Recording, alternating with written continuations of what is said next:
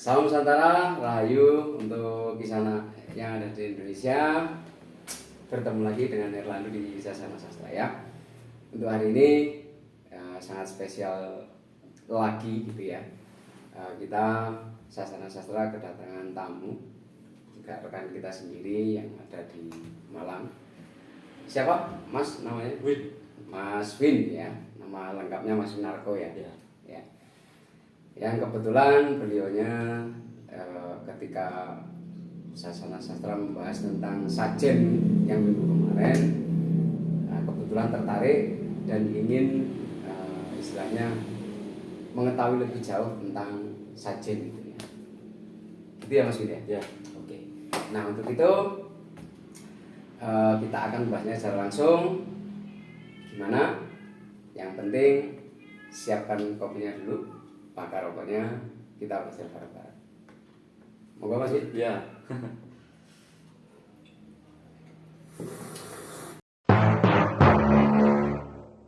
Semua dengan tamu kita ya, Mas Win. Nah ini gimana Mas Win tentang sajen kemarin kok terinspirasi Ya. ini bagaimana ini? Jadi gini Mas, Ya. kita kemarin sama teman-teman ya, kita kumpul sempat melihat dari YouTube-nya Mas Erlando di Ya. HP. Ya, betul. Kita sempat menyinggung masalah sajen. Ya. Kita sepakat, kita terinspirasi untuk menampung beberapa pertanyaan mungkin yang bisa disampaikan dan memahami apa sih arti daripada sajen. Nah, dari situ ada beberapa pertanyaan dari teman-teman, juga dari aku pribadi, dan memang banyak sekali yang berkomentar bahwa sajen itu terkadang diartikan ke dalam hal-hal yang tidak benar. Oke, Nah, betul sekali ya. di situ akhirnya dari beberapa teman ini kan juga simpang siur ya, maksudnya simpang siur itu ada yang membenarkan, ada yang menyalahkan. Nah, daripada kita berdebat di situ, akhirnya kita punya inspirasi untuk menampung ya, yang beberapa hal di situ kita kutip. Yang pertama itu tentang kenapa orang Jawa itu kalau melakukan sesuatu, baik itu untuk kepentingan pribadi, terus acara-acara adat, itu identik dengan sajen. Oke, Nah, ya. terus apa sebenarnya asal-usul sajen? Oke. Nah ini memang kemarin belum sempat kita bahas di video yang kemarin ya. Aku sempat lihat itu juga. Ya. Oke. Dan ini pertanyaan sangat bagus sekali untuk Kisana semua ya, bahwa kenapa sih orang Jawa khususnya ya, dan mungkin juga ini ada juga Mas Win ya, yang masyarakat dengan budaya Kalimantan, budaya Bali misalkan, budaya di Papua gitu, dan di berbagai daerah di Indonesia mungkin juga melakukan hal yang sama. Nah, di sini kita akan bahas khusus yang di Jawa ya. Di Jawa itu kenapa orang melakukan ini gitu ya. Jadi itu tidak terlepas daripada yang namanya filosofinya, filsafat Jawa itu sendiri ya. Jadi seperti yang sering kita lihat di masyarakat kita di Jawa ketika Jumat Legi ya kan, itu menggunakan sandingan ya, menggunakan sandingan, ada kopi, kemudian ada air putih, ada ginangan, ada sari bumi, ada dupa. Sandingan itu sajen ya? Sajen, termasuk dia sajen, cuman kategorinya dia sajen alit ya, bukan sajen ageng seperti itu. Nah, tujuannya dia itu adalah memberikan sebuah pengajaran kepada anak cucunya gitu, bahwa kita lahir dari orang tua ya kan, kemudian kita juga dianugerahi Tuhan dengan alam dan di situ alam itu kita manfaatkan untuk makanan yang membuat kita bisa menjadi tumbuh dan berkembang seperti itu. Bukan untuk memberikan sajen itu untuk makhluk-makhluk lain gitu ya, untuk sesuatu hal yang lain seperti itu. Dan ini memang dari turun temurun. Kalau Mas Win tanya tentang asal usulnya, sejarahnya, itu bisa kita buka di kitab Negara Kertagama ya, itu menceritakan tentang Majapahit. Di sana bagaimana seorang Raja Hayam Wuruk ketika dia melakukan perjalanan keliling Jawa, dan dia di sana juga bahasanya sekarang ziarah ya. Kalau kita itu sekarang mungkin nyadran ya. Nah, nyekar ke makam gitu ya. Cuman karena dulu candi, dan di sana dia sang Raja Hayam Wuruk ini ketika dia melakukan sadranan atau ziarah itu dengan membawa berbagai macam sesajian ya. Dan ini memang turun temurun, dan ketika dilihat secara filsafat ya, sekali lagi bukan dari apa yang dilihat oleh masyarakat sekarang bahwa itu adalah untuk ini, untuk menyuguhkan, memberikan sajen ini ke makhluk lain gitu kan, sesuatu hal yang salah kaprah gitu, bahwa ini adalah filsafat, kandungan filsafatnya sangat besar untuk kita masyarakat di Jawa. Seperti itu Mas Win. Nanti bisa dicek di kitab Negara Kertagama mungkin.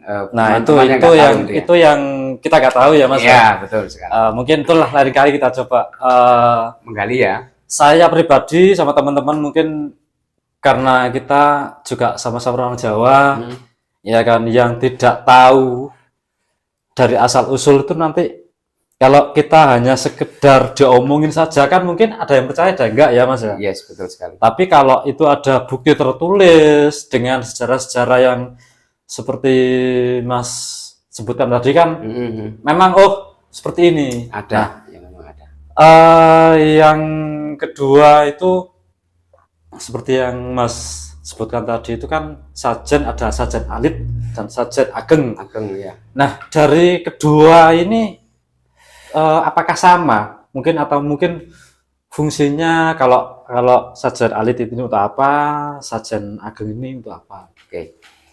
Secara fungsi sama maksudnya. Ini daripada boleh rokokan. Boleh ya? Boleh iya kan. Biar gak terlalu tegang gitu. Ya, dari tadi saya gini-gini tuh sebenarnya ngobrol Mas. Padahal dia kepingin ngerokok. Ya, enggak apa ya. Enggak apa-apa, silakan. Kita di Sasana Sastra itu. Soalnya kita kalau ngobrol nggak ngerokok, nggak ngopi itu kan nggak enak ya. Iya, nggak enak. Bayangkan bayi tanpa popok. Iya, betul sekali. Kopinya dinikmati dulu.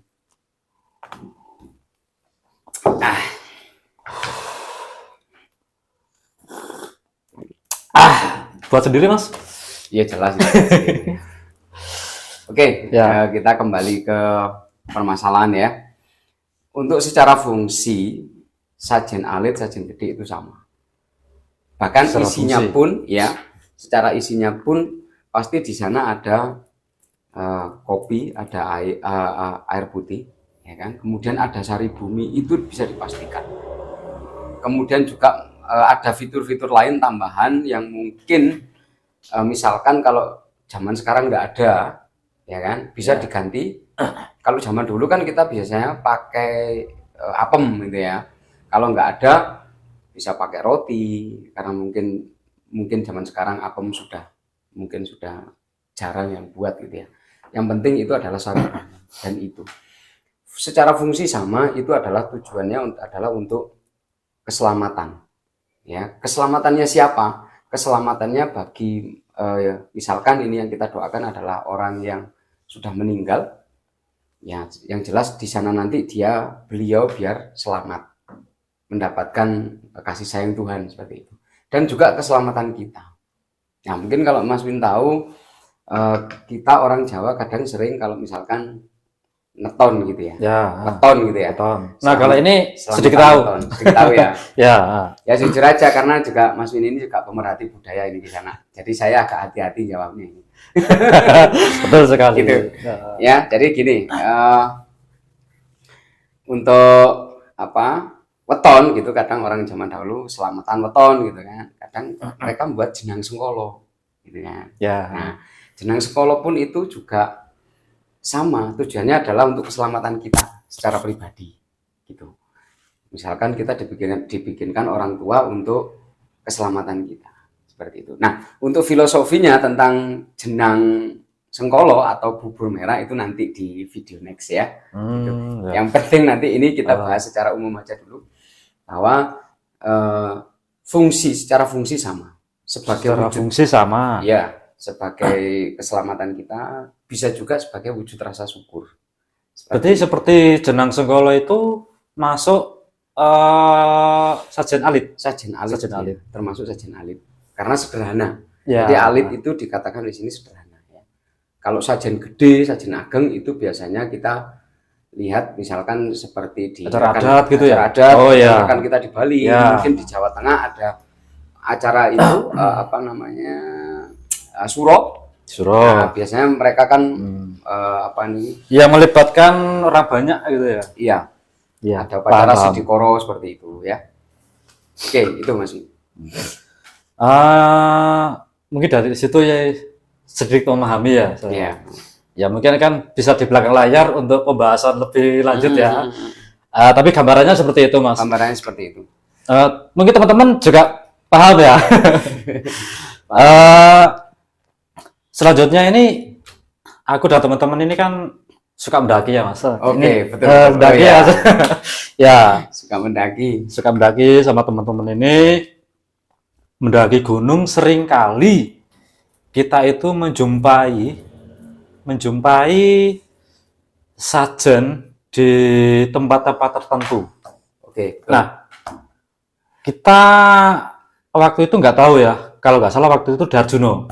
Kan di Arjuno itu kan memang sakral ya Mas. Sakral, ya. Betul. Sakral. Ya dimanapun gunung itu kan ada apa namanya punya karakter sendiri ya. Betul. Dan kebetulan kita mendaki di Arjuna itu ada beberapa sajen dan di situ ada seperti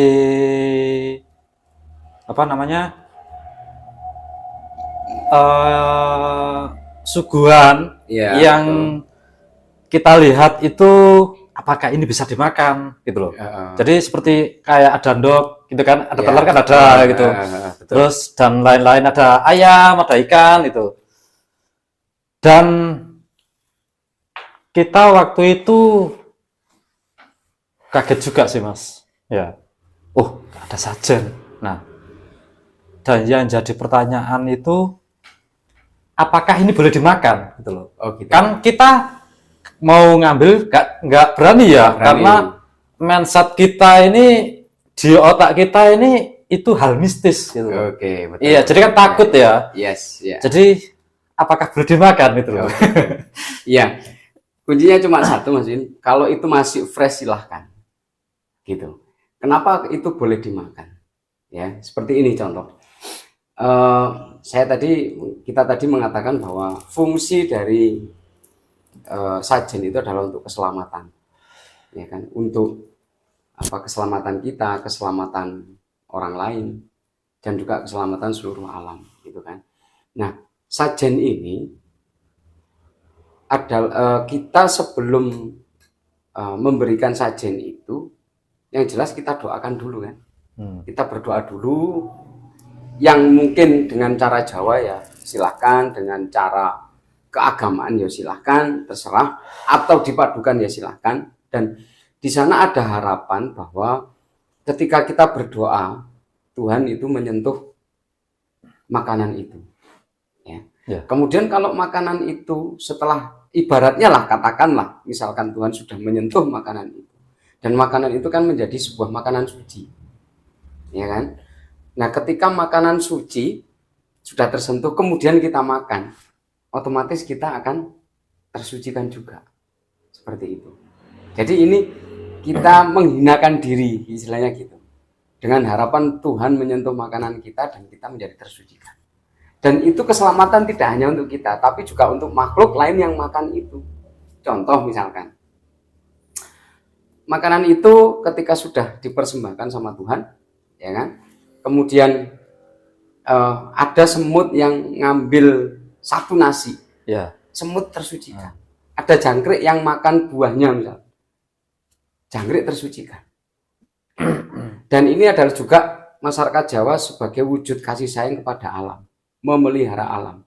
Jadi makanan itu ketika dimakan oleh kita maupun makhluk lain pun akan tersucikan. Gitu. Bahkan ketika makhluk lain yang katakanlah itu hantu, jin, setan, ketika dia menghirup itu katakan misalkan, atau memakan itu kalau memang bisa, mereka juga akan tersucikan. Harapan kita seperti itu. Jadi filsafat daripada sajian itu sendiri tidak hanya untuk kita, ya kan, tapi tadi kita kan bahkan untuk makhluk leluhur kita yang sudah kembali ke sana, untuk kita sendiri dan untuk alam semesta, gitu. Tidak ada yang katanya mubadir, ya. Karena apa? Ketika kita walaupun itu tidak dimakan pun, ya kan, ketika itu mengalami proses pembusukan, itu akan menyuburkan tanah, dan tanaman bisa tumbuh dengan subur di sana. Seperti itu. Berarti memang intinya boleh kan ya? Boleh, silakan. Ya karena selama itu masih fresh. Ya, kalau udah 3 hari kan mungkin sudah. Jangan. Berarti intinya kan boleh. Ya emang pada saat itu kita ini itu tadi karena mindset kita itu mistik, jadi kita nggak berani ya. Betul. Jadi kita abaikan lah. Maksudnya kita kan pada saat mendaki kan ya jelas kan kita nyuwun sewu ya. Apalagi di tempat-tempat seperti itu. Betul. Intinya boleh. Dan kalau ada orang yang istilahnya memberikan sesajen ini untuk biar dia untuk kepentingan sendiri ya, untuk nyelakai orang, untuk biar dia dapat nomor togel gitu kan, tombok-tombokan gitu, biar dapat pesugihan misalkan. Itu jujur saya katakan orang bodoh. Nah itu temanku yang satu itu mas. Nah itu ya. Itu ya biasanya itu, itu perlu diluruskan itu mas. Nah itu biasanya gerandong ya.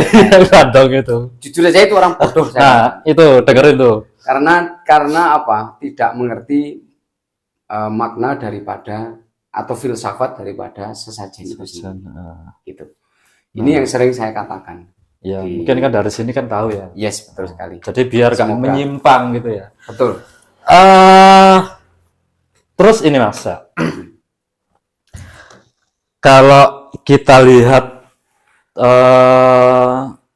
pada saat itu yang sering kita jumpai petik laut ya. Oke, petik itu laut. Kan saya juga dengar-dengar petik laut itu seperti apa ya kan.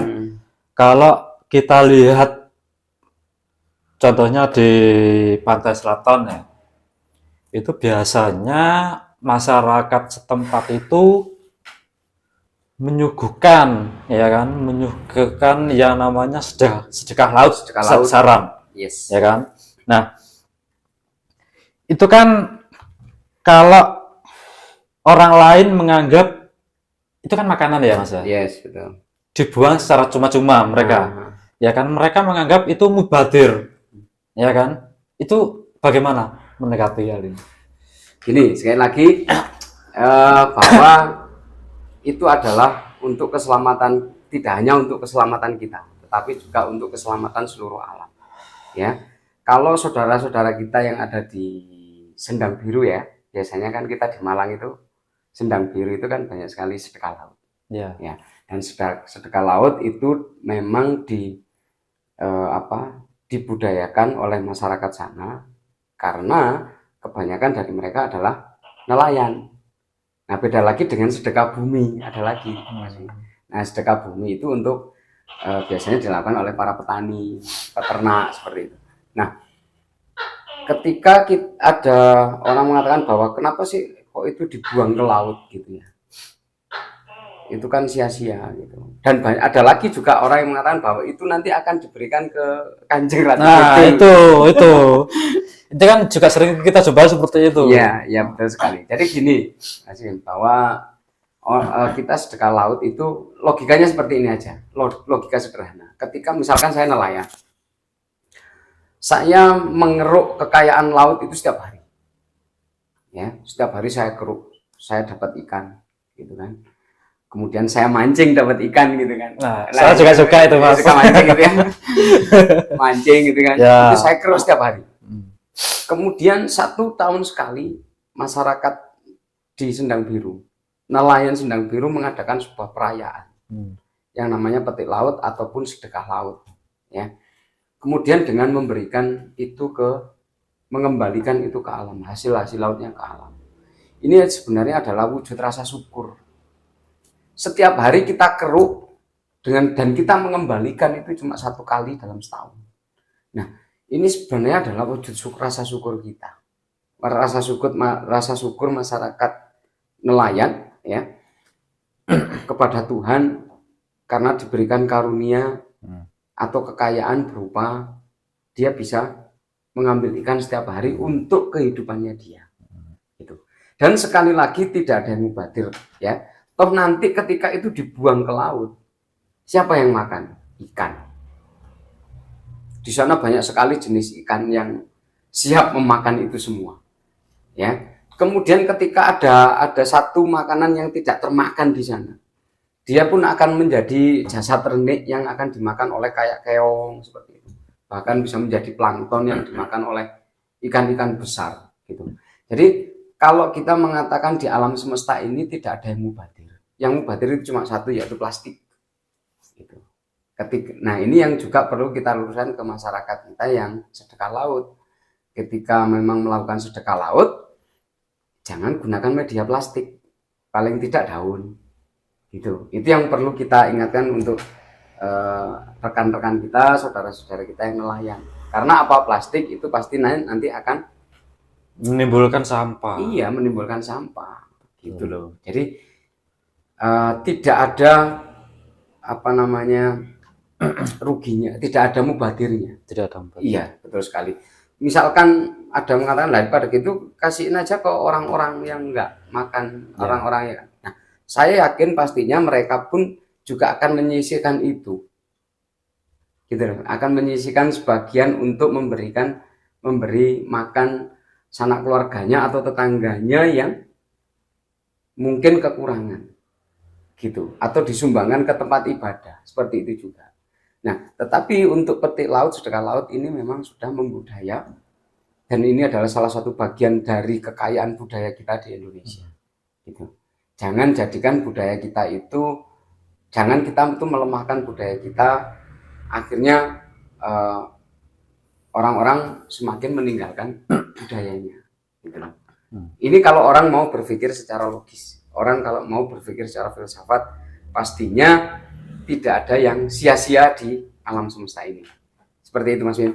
Ya, seperti yang kita lihat juga itu ya, apa namanya, dari acara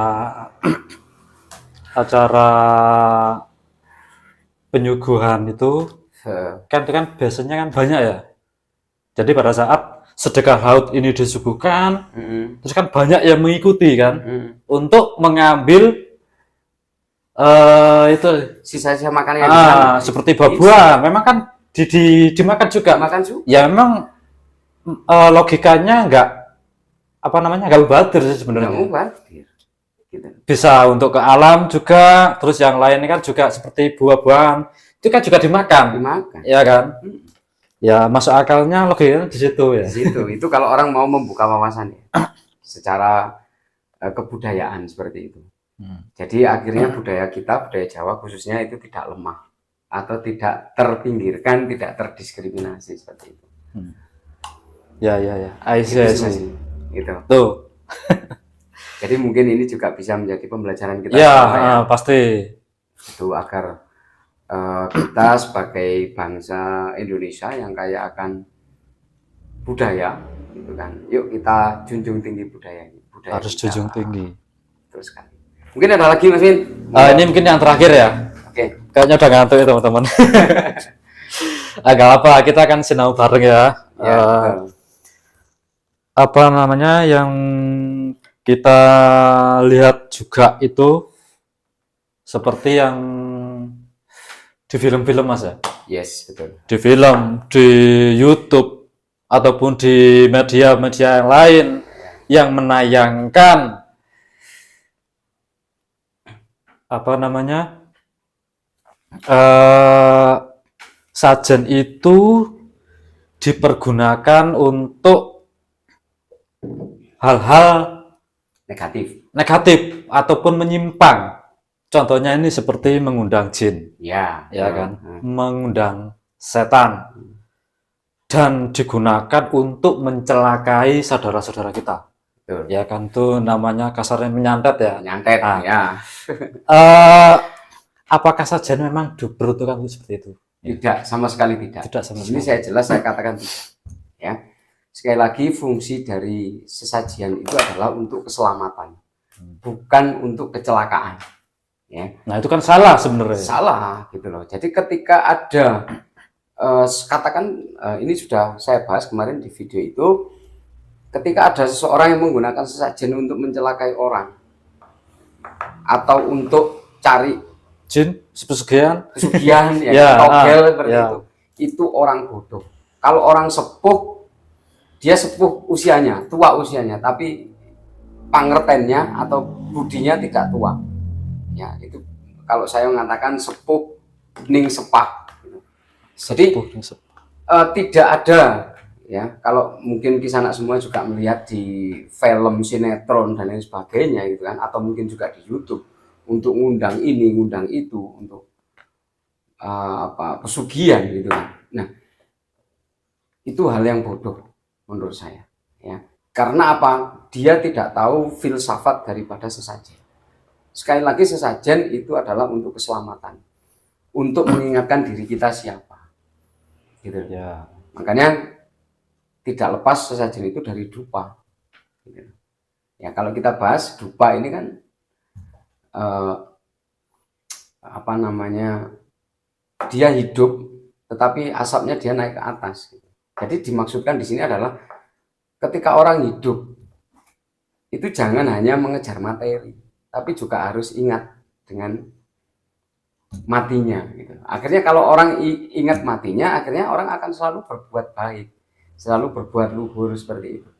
Bukan Betul. untuk nyelakai orang gitu ya.